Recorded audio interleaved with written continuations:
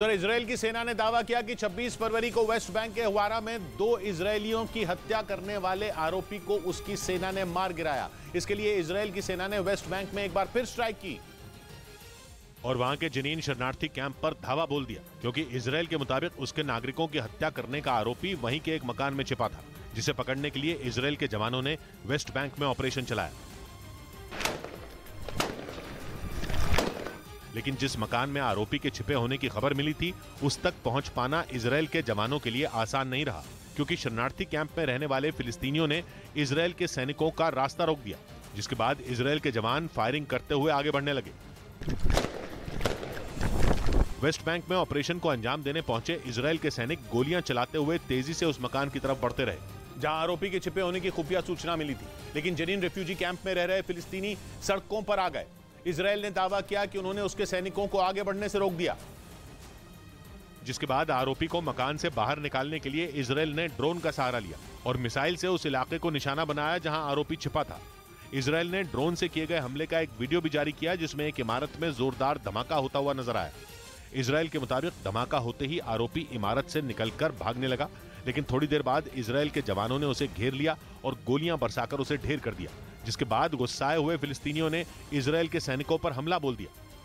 खबर के मुताबिक दोनों के बीच हुए टकराव में फिलिस्तीन के 6 नागरिकों की मौत हो गई, जबकि इजरायल की सेना के 3 जवान भी गोली लगने से बुरी तरह जख्मी हो गए, जिन्हें किसी तरह भीड़ से बचाकर जनीन शरणार्थी कैंप से बाहर निकाला गया। वेस्ट बैंक में इस ऑपरेशन को अंजाम देने के बाद इजरायल ने दावा किया कि उसने हवारा में हत्याकांड को अंजाम देने वाले को मार गिराया, जिसने 26 फरवरी को वेस्ट बैंक के हुवारा में इजरायल के 2 लोगों की हत्या कर दी थी। और उस हत्याकांड के बाद ही हुवारा में बड़े पैमाने पर हिंसा फैल गई।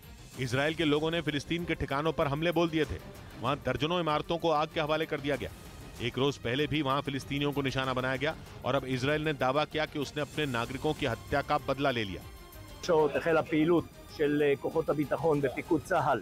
पिछले करीब 2 महीने से इजरायल लगातार वेस्ट बैंक में हमले बोल रहा है और फिलिस्तीन का आरोप है कि इजरायल के इन हमलों में बड़ी संख्या में उसके नागरिक मारे गए, जिसके बाद फिलिस्तीन ने भी इजरायल को अंजाम भुगतने की धमकी दी। उधर दिल्ली के आबकारी घोटाला मामले में ईडी ने तेलंगाना के सीएम के चंद्रशेखर राव की बेटी के कविता को नोटिस भेज दिया। इस मामले में सीबीआई पहले ही के कविता से पूछताछ कर चुकी है और अब ईडी ने भी उन्हें इस मामले में एक अन्य आरोपी के सामने बिठाकर पूछताछ करने के लिए नोटिस जारी कर दिया। के कविता को ईडी के सामने सुबह पेश होने के लिए कहा गया है, लेकिन उन्होंने ईडी के सामने पेश होने के लिए वक्त मांगा। हालांकि ईडी की तरफ से अभी उन्हें कोई जवाब नहीं दिया गया। इस बीच पाकिस्तान के लाहौर में बैन के बावजूद रैली करने पर इमरान खान के समर्थकों पर पुलिस ने एक्शन ले लिया, जिसमें इमरान ने एक कार्यकर्ता की मौत का दावा किया। वहां उनकी पार्टी पीटीआई यानी पाकिस्तान तहरीक-ए-इंसाफ अपने चुनावी अभियान की शुरुआत करने वाली थी, लेकिन लाहौर पुलिस ने पीटीआई के कार्यकर्ताओं पर लाठीचार्ज कर दिया। इसके साथ ही रैली निकालने जा रहे लोगों को वहां से खदेड़ने के लिए उन पर पानी की बौछार भी की गई। पीटीआई ने आरोप लगाया कि पुलिस ने पानी में तेजाब डालकर उन पर फेंका, जिससे कई कार्यकर्ता बुरी तरह घायल हो गए। हमारे कारकुनों पर केमिकल और तेजाब वाला पानी छिड़का गया। इसके बाद भी जब पीटीआई के कार्यकर्ता वहां से नहीं हटे तो उन पर आंसू गैस के गोले दागे गए, जिससे वहां अफरा तफरी का माहौल बन गया। पीटीआई कार्यकर्ता अपनी जान बचाने के लिए इधर उधर भागते दिखाई दिए। वहीं पुलिस ने अपनी कार्रवाई जारी रखी और रैली में शामिल कई लोगों को गिरफ्तार कर लिया।